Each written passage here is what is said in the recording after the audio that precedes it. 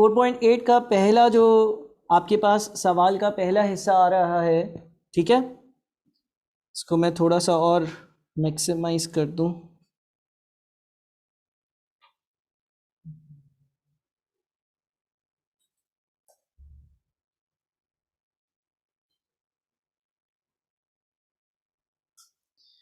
देखो लिखा हुआ है अ फर्म मैन्युफैक्चर्स 2 प्रोडक्ट्स। एक कंपनी 2 तरह के प्रोडक्ट्स बनाती है। The products must be processed through 1 department. In products को बनाने के लिए इनका किसी एक पर्टिकुलर डिपार्टमेंट से प्रोसेस होना ज़रूरी है। Product A requires 6 hours per unit and product B requires 3 hours per unit.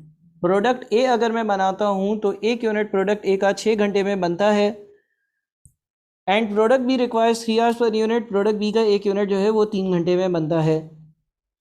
Total production time available for the coming week is 60 hours. यानी कि आने वाले एक हफ्ते में टोटल कंपनी में 60 आवर्स काम हो सकता है। There is a restriction in planning the production schedule as total hours used in producing the 2 products cannot exceed 60 hours.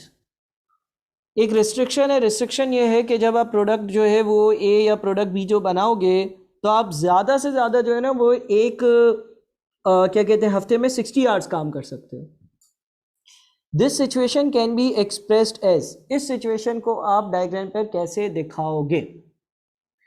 अब देखो ए हमारे पास एक प्रोडक्ट है, एज्यूम कर लो इसको एक्स से रिप्रेजेंट करते हैं, और बी हमारे पास दूसरी प्रोडक्ट है, एज्यूम कर लो कि इसको वाई से रिप्रेजेंट करते हैं। ए हमारे पास एक प्रोडक्ट है जिसको हम एक्स से रिप्रेजेंट करते हैं, बी हमारे पास दूसरी प्रोडक्ट है जिसको हम वाई से रिप्रेजेंट करते हैं। सही है ना? एक्स और वाई क्योंकि प्रोडक्ट्स हैं, क्या इनकी प्रोडक्शन नेगेटिव हो सकती है?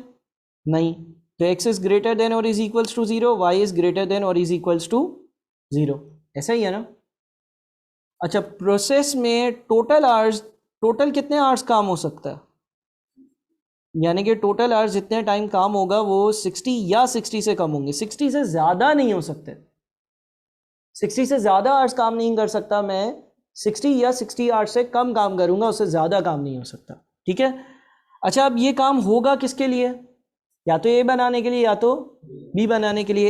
ए जितने भी बनाऊंगा मल्टीप्लाइड बाई 6, ये ए पे लगने वाला टाइम आ गया। बी जितने भी बनाऊंगा मल्टीप्लाइड बाई 3, ये बी पे लगने वाला टाइम आ गया। और ये टोटल टाइम जो है वो 60 या 60 से कम होगा। जितने भी यूनिट्स ए के बनाऊंगा मल्टीप्लाइड बाई 6 ए पे लगने वाला टाइम, जितने भी यूनिट्स में बी के बनाऊंगा मल्टीप्लाइड बाई 3 बी पे लगने वाला टाइम, और ये जो टोटल टाइम होगा ये 60 या 60 से कम होगा, उससे ज़्यादा नहीं हो सकता। ये बात समझ में आती है? अब अगर इस इनइक्वालिटी को हमें बनाना होता है, हम अभी तक क्या कर रहे थे? अगर x 0 होगा तो y कितना होगा? 20 होगा। और अगर y 0 होगा तो x कितना होगा? 10 होगा। ये इफेक्टिवली हो क्या रहा था तुम्हारी ज़िंदगी में? तुम्हारी ज़िंदगी में ये हो रहा था, तुम बोल रहे थे कि अगर मैं a का एक भी यूनिट ना बनाऊं, अगर मैं a का एक भी यूनिट ना बनाऊं तो b के मैं कितने यूनिट्स बना सकूंगा? 20। कैसे भाई? 60 घंटे काम होता है ना, एक भी कितनी देर में बनता है? 3 घंटे में। तो 60 आवर्स में कितने भी मैक्सिमम बना सकोगे? 20। और जब तुम दूसरा वाला काम करते थे कि तुम बोलते थे y 0 हो तो x जो है वो 10 होगा, इफेक्टिवली तुम क्या कर रहे होते थे? तुम ये देख रहे होते थे कि भाई अगर मैं फैक्ट्री में 60 आवर्स काम करता हूँ और मैं ये फैसला कर लेता हूँ कि मैं सिर्फ a बनाऊंगा तो एक यूनिट 6 घंटे में बनता है, तो मैं टोटल 60 आवर्स में 10 a बना सकूँगा। जिस तरह से इकोनॉमिक्स में तुम लोगों ने प्रोडक्शन पॉसिबिलिटी कर्व वगैरह पढ़ा हुआ होगा शायद। ठीक है ना? तो अब इस सिचुएशन को डायग्राम पर रिप्रेजेंट करना। बताओ क्या ए या बी या सी या डी, कौन सा डायग्राम तुम्हें लगता है कि होना चाहिए 4.8 के लिए? बी होना चाहिए ना? बी इसलिए होना चाहिए क्योंकि अगर मैं एक्स और वाई एक्सिस पर ए और बी को रिप्रेजेंट कर रहा हूँ, ऐसा ही है ना कुछ? तो अगर तो मैं ए नहीं बनाता और बी बनाता रहता हूँ तो 20 बना सकता हूँ, और अगर मैं बी नहीं बनाता और ए बनाता रहता हूँ तो 10 बना सकता हूँ। इसके बीच में भी पॉसिबिलिटीज़ हैं कि मैं अलग अलग तरह की प्रोडक्शन कर सकूँ। प्रोडक्शन नेगेटिव में नहीं हो सकती, इसीलिए एक्स और वाई एक्सिस के हिसाब से वो फर्स्ट क्वाड्रेंट में है, तो हमारा आंसर 4.8 का बी होगा। वापस पूरा, हाँ रिकॉर्डिंग सुन लेना ना, 2 बार सुन लेना। देखो ये समझ में आ गया कि टोटल आर 60 या 60 से कम होंगे, ये समझ में आ गया कि वो आर्स या तो ए या तो बी बनाने के लिए लगेंगे, यानी कि ये इनइक्वलिटी समझ में आ गई ना। 6x प्लस एक्स और वाई इंटरसेप्ट ले लिया। देखो ये मेरे पास एक्स इंटरसेप्ट वाई इंटरसेप्ट है 0,20 और ये मेरे पास एक्स इंटरसेप्ट है 10,0। तो आपकी जो प्रोडक्शन होगी, अगर आप ए नहीं बनाते हो तो बी कितने बना सकोगे, बी नहीं बनाते हो ए ही बनाते रहो, कितने बनाओगे, वो भी आ गया आपके सामने। और इसके बीच में बहुत सारी अलग अलग पॉसिबिलिटीज भी आ गई। और x इज ग्रेटर देन और is equal to 0, y is greater than is equal to 0 इसलिए है क्योंकि प्रोडक्शन यूनिट्स की नेगेटिव में नहीं हो सकती। सही है। अच्छा 4.9 में लिखता है a manufacturer produces 2 products P and Q। एक मैन्युफैक्चरर 2 प्रोडक्ट्स बनाता है P और Q। यहाँ पर हम लिख लेते हैं P और यहाँ पे लिख लेते हैं Q, which must pass through the same processes in departments A and B। इनको बनाने के लिए इनका डिपार्टमेंट A से और इनका डिपार्टमेंट B से, दोनों डिपार्टमेंट से गुजरना ज़रूरी है। मिसाल के तौर पर लेट से P जो है ना, वो कोई ऐसा प्रोडक्ट है जिसकी डिपार्टमेंट ए में असेंबली होती है। असेंबली का क्या मतलब होता है? असेंबली का मतलब होता है पुर्जों को जोड़ना। और डिपार्टमेंट बी में यानी कि दूसरे डिपार्टमेंट में इसकी पैकिंग होती है। पैकिंग का क्या मतलब होता है? डब्बे में डालना। ये 2 डिपार्टमेंट्स हैं। तो अगर पी बनाना होगा तो उसकी पहले असेंबली होगी, उसके पुर्जे जोड़े जाएंगे, फिर उसको डब्बे में पैक किया जाएगा। इसी तरह से अगर क्यू बनाना होगा तो क्यू को भी पहले असेंबल करना पड़ेगा, पुर्जों को जोड़ना पड़ेगा और फिर उसको डब्बों में डालना पड़ेगा। Having weekly production capacity of 240 hours and 100 hours respectively। अच्छा जी, टोटल टाइम डिपार्टमेंट ए जो है उसमें मैक्सिमम 240 घंटे और डिपार्टमेंट बी में मैक्सिमम 100 घंटे काम हो सकता है, यानी कि 240 और 100। Product P needs 4 hours in department A. Product P को डिपार्टमेंट ए में 4 घंटे लगते हैं, यानी कि इसको जब हम असेंबल करते हैं, इसके पुर्जों को जोड़ते हैं, तो इसके पुर्जों को जोड़ने के लिए हमें 4 घंटे लग जाते हैं। 4 घंटे लग जाते हैं, उसके बाद उसके पुर्जे जुड़ जाते हैं। And 2 hours in department B. और फिर पी के एक यूनिट को डिपार्टमेंट बी में 2 घंटे लगते हैं, जिसमें उसके पुर्जे उसको पैक किया जाता है। Product Q requires 3 hours and 1 hours respectively in departments A and B. Q को 3 और 1 घंटे लगते हैं। Profit yields for product P. Profit yields for product P. Profit जो आता है पी के एक यूनिट से 700 आता है एंड क्यू के एक यूनिट से 500 आता है। The manufacturer wants to maximize the profit with the given set of inequalities. The objective function and all the constraints are। Manufacturer आपसे ये पूछना चाहता है कि भाई मैं कितने यूनिट्स बनाकर बेचूंगा कि मेरा प्रॉफिट मैक्सिमम होगा। मैन्युफैक्चरर आपसे ये पूछना चाहता है कि भाई मैं कितनी चीज़ें, कितने यूनिट्स, कितने प्रोडक्ट्स बनाऊं कि मेरा प्रॉफिट मैक्सिमम होगा, ये आप बताओ। और उसके लिए आपको जो है ना वो ऑब्जेक्टिव फंक्शन बनाना है और इनइक्वालिटीज़ बनानी है।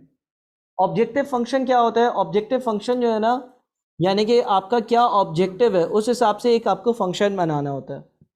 अब इस सवाल में आपको क्या ऑब्जेक्टिव दिया हुआ है? आपको ऑब्जेक्टिव दिया हुआ है कि आपको मैक्सिमम क्या चाहिए? प्रॉफिट। अच्छा, प्रॉफिट का जो ऑब्जेक्टिव फंक्शन बनेगा ना, ये हम अगली क्लास में डिटेल में देख भी रहे होंगे किसी सवाल को सॉल्व कर कर। लेकिन ऑब्जेक्टिव फंक्शन कुछ इस तरह से बनेगा कि हम एक फंक्शन, एक इक्वेशन बनाएंगे जिससे कंपनी का प्रॉफिट आ जाए। अच्छा, कंपनी 2 चीज़ें बेचती है, पी और क्यू। हम पी को एक्स से और क्यू को वाई से रिप्रेजेंट कर देते हैं। तो क्या मैं ये बोल सकता हूं profit is equals to 700 into x plus 500 into y? क्यों?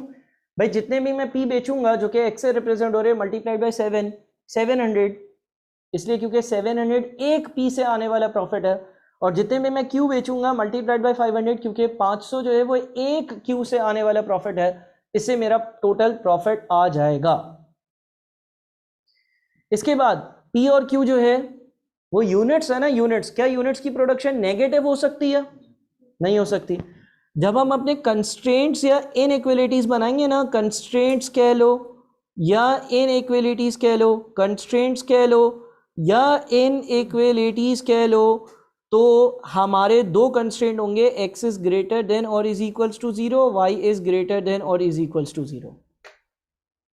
x इज ग्रेटर देन और इज इक्वल्स टू 0 का मतलब ये है कि जो भी p की प्रोडक्शन होगी वो माइनस में नहीं हो सकती, नहीं करोगे तो 0 और करोगे तो 0 से ज़्यादा। y इज ग्रेटर देन और इज इक्वल्स टू 0 का मतलब ये है कि जो q है उसकी प्रोडक्शन नेगेटिव में नहीं हो सकती, नहीं करोगे तो 0 और करोगे तो 0 से ज़्यादा। ये दो आपने हमेशा बनाने होते हैं और इन दो को हम कहते हैं non negativity constraints, non negativity constraints. ये बात समझ में आ गई? कंस्ट्रेंट्स या इनइक्वालिटीज का मतलब है रुकावट। अब इस कंपनी को एक और रुकावट है, कौन सी? डिपार्टमेंट ए जो है ना, डिपार्टमेंट ए मैक्सिमम ज्यादा से ज्यादा उसमें कितने घंटे काम हो सकता है? 240।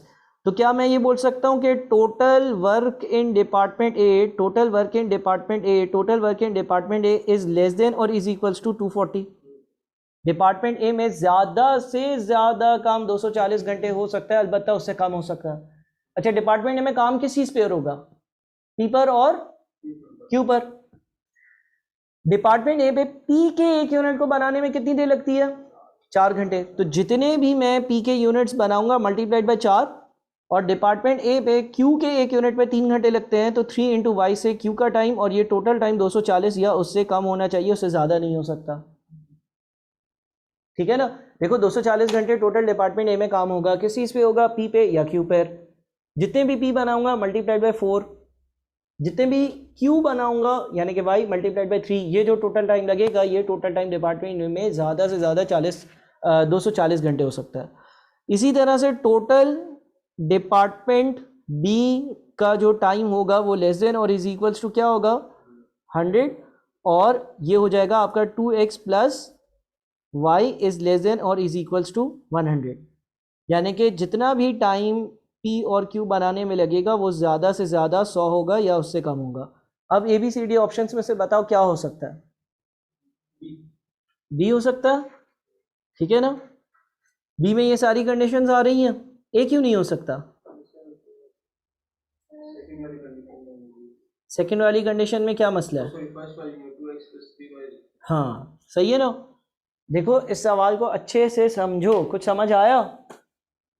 वैसे रिकॉर्डिंग भी मिलेगी तो जाहिर है आप दोबारा से भी देखोगे, और एज्यूम करता हूँ कि घर पर जाकर पूरी रिकॉर्डिंग्स वगैरह रिवाइज करते ही हो, बताने की बात तो नहीं है। कोई मसला है इसमें? कोई मसला है इसमें?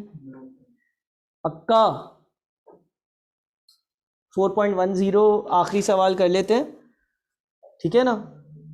उसके बाद फिर आप लोगों के मसले। इसमें लिखा हुआ है dietitian wishes to mix together 2 kinds of food so that the vitamin content of the mixture is at least 9 units of vitamin A, 7 units of B and 10 units of C and 12 units of D. The vitamin content per kg of each food is shown below. Assuming X units of food 1 is to be mixed with Y units of food 2, the situation can be expressed as. सबसे पहले A बताओ, A कितना होना चाहिए आपके mixture में? कम से कम 9, यानी कि मैं ये बोल सकता हूँ विटामिन A एटलीस्ट 9 का मतलब ग्रेटर देन और इज इक्वल टू 9, 9 या 9 से ज़्यादा होगा। अच्छा, वो बोलता है कि x जो है ना वो रिप्रेजेंट करेगा फूड नंबर 1 को, y रिप्रेजेंट करेगा फूड नंबर 2 को। तो vitamin A is greater than और इज इक्वल्स टू 9, अगर मैं इसको इनइक्वालिटी में बनाऊं तो क्या लिख सकता हूं मैं? जितना भी मैं ये वाला खाना अपनी डाइट में डालूंगा, हर खाने से 2 A आएंगे। जितना भी ये खाना डालूंगा हर खाने से 1 A आएगा। तो 2 into x plus 1 × y is greater than और इज इक्वल्स टू 9, है ना। जितना भी x खाना होगा फूड 1 होगा मल्टीप्लाइड बाई 2 से उससे आने वाला विटामिन, जितना भी फूड 2 यानी कि y वाला खाना होगा मल्टीप्लाइड बाई 1 उससे आने वाला विटामिन ए, और ये दोनों विटामिन ए जो है वो एटलीस्ट यानी कि कम से कम 9 या 9 से ज़्यादा होना चाहिए। अच्छा वैसे आंसर ए तो नहीं हो सकता ना, ठीक है। दूसरा क्या कंडीशन थी कि विटामिन बी जो है 7 यूनिट्स हो, तो 1x + 1y is greater than और is equals to 7, 1 × x 1 × y, जितना भी x यूज़ करूंगा मल्टीप्लाई बाय 1, जितना भी y यूज़ करूंगा मल्टीप्लाई बाय 1, इससे जो विटामिन बी आएगा वो 7 या 7 से ज़्यादा होना चाहिए। विटामिन सी के लिए 10 यूनिट्स लिखा हुआ है, तो 1 × x + 2 × y ग्रेटर देन और इज इक्वल्स टू 10, और फिर डी के लिए क्या होगा 2x + 3y is greater than और इज इक्वल्स टू 12। सही है। अब बताओ ABCD में से क्या होगा? None of these, none of these होगा।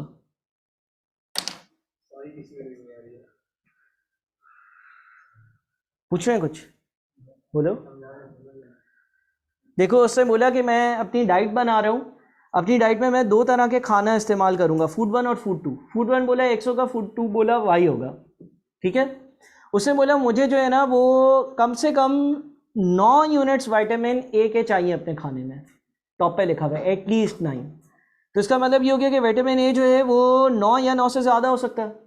अच्छा विटामिन ए आएगा कैसे? जितना भी x खाऊंगा मल्टीप्लाइड बाई 2, जितना भी y खाऊंगा मल्टीप्लाइड बाई 1, तो 2x + y जो है वो 1 या 9 या 9 से ज़्यादा होना चाहिए। इसी तरह से बी विटामिन जो है ना उसका मुझे 7 यूनिट्स चाहिए थे, तो जितना भी x खाऊंगा मल्टीप्लाइड बाई 1 प्लस जितना भी y खाऊंगा मल्टीप्लाइड बाई 1, इससे मुझे ये पता चल जाएगा कि भाई बी से जो टोटल विटामिन आ रहे हैं वो कितना।